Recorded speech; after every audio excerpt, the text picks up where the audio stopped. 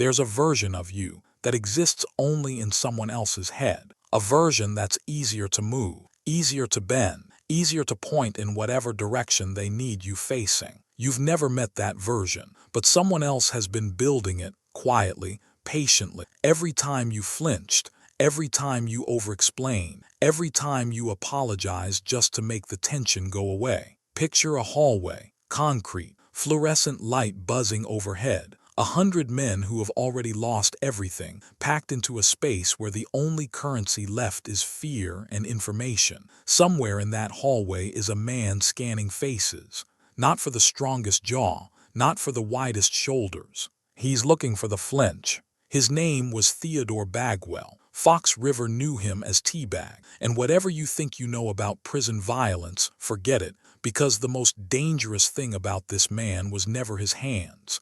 It was his eyes. The way they read a room like a map, found the fault line in every person he met and pressed. Here's the part that should actually unsettle you. You've met a version of him already, maybe not in a cell block, maybe in an office, a group chat, a relationship that felt fine right up until it didn't. Somebody who made you feel small in ways you couldn't quite name and guilty for noticing. You don't need to become him. God, no. But you need to see exactly what he sees, because right now, you're walking around broadcasting your weak spots like a neon sign, and you don't even know it. Let's get one thing straight before we go further. This isn't a tribute. It isn't a highlight reel dressed up as analysis. This is a dissection. We're going to take a predator apart, piece by piece, and hand you the one thing he never intended to give away, his blueprint. How he finds a wound before you know you have one. How he turns a shared secret into a leash you never feel tightening. How he makes you feel guilty for the crime of protecting yourself. How he offers you a choice that was never really a choice at all. And by the end, we're going to show you the one man in that entire prison who beat him. Not with fists,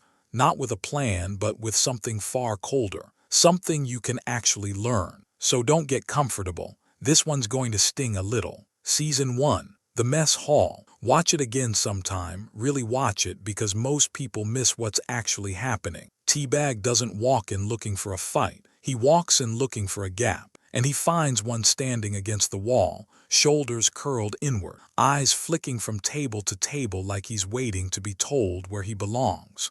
Tweener, a kid who's spent his whole life on the outside of every group he's ever wanted in. T-Bag doesn't grab him, doesn't threaten him. He offers him a seat. Watch how small the moves are. A hand on the shoulder that lingers half a second too long. A joke that makes the kid feel, for the first time in weeks, like someone's actually paying attention to him. The distance between them shrinks, not all at once, but in inches, the way a trap closes without ever announcing itself. By the time Tweener realizes what's happened, he's not being protected. He's owned. Here's the thing nobody tells you about manipulators. They don't come at your strengths. Only amateurs do that, the loud ones, the ones who try to overpower you head-on. The real ones go quiet. They go looking for the place you already feel unsteady, unwanted, not enough. Ask yourself, where's yours? Because if you don't know the answer, someone else already does. And they're not going to attack it. They're going to offer to fix it, free of charge, no strings. Except there are always strings. Now fast forward. The riot, the hole behind Michael's cell wall, the one thing standing between an escape plan and complete disaster. T-Bag finds it. And here's where it gets interesting, because he doesn't run to a guard. He doesn't cash in the information for a favor. He does something far smarter, far more surgical. He puts his hand on the wall, looks Michael dead in the eye, and ties his own fate to Michael's.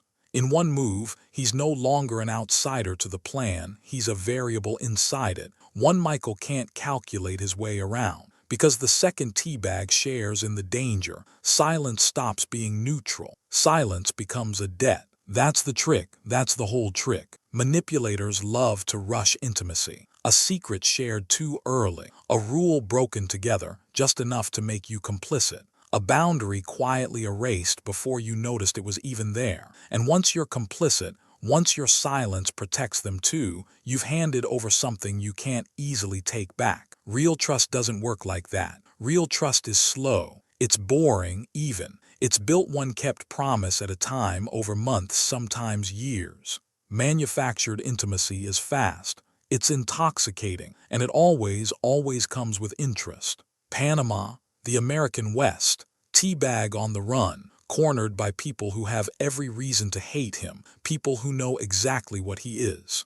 And somehow, he still finds an angle. Watch him with Mrs. Hollander. Watch the way he shifts, almost frame by frame, from something monstrous into something pitiable. A man with a hard childhood. A man who just wants a second chance. He's still the threat in the room. Nothing about the danger has changed. But now she's wrestling with something else entirely. Guilt. This is the part that should really bother you, because it doesn't just work on strangers in a hostage situation. It works on you, right now, in your actual life. If you're the kind of person who feels responsible for other people's emotions, if you find yourself apologizing to someone who just crossed a line you clearly drew, you already know this trap from the inside. Predators love an overactive conscience.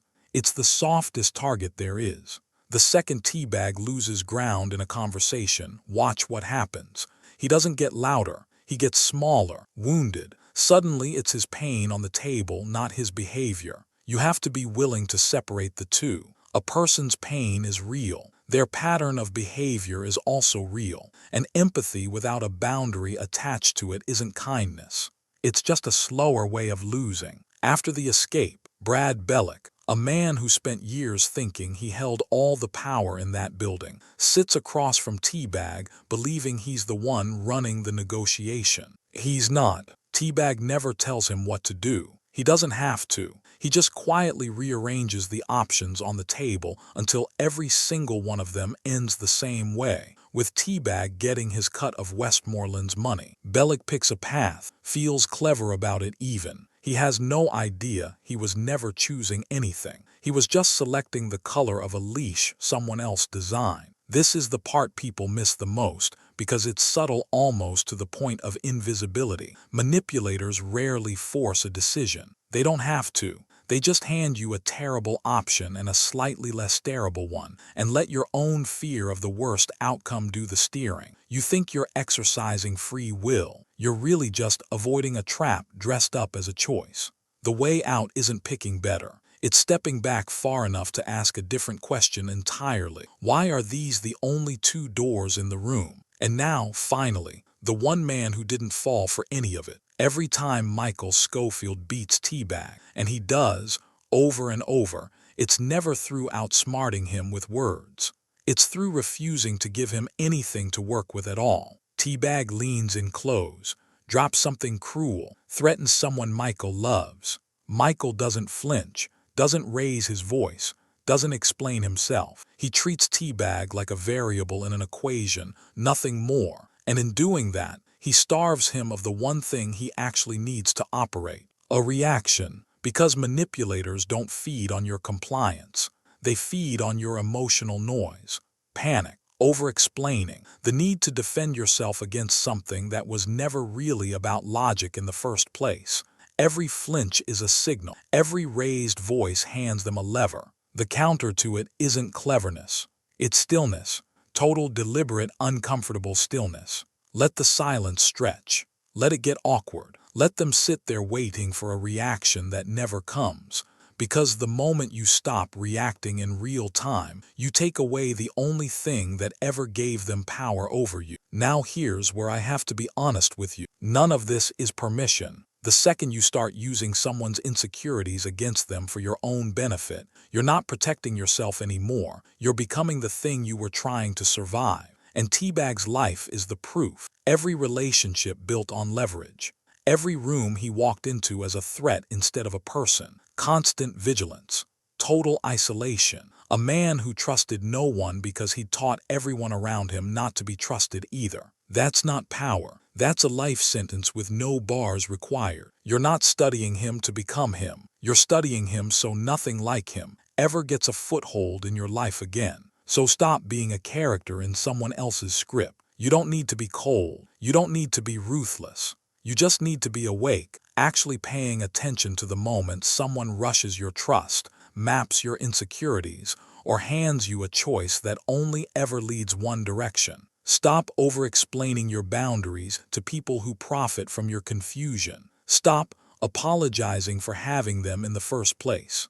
Build the kind of stillness that makes manipulation slide right off you. Watch the room before the room watches you. Manipulators don't attack your strength. They map your insecurity. Empathy without a boundary isn't kindness.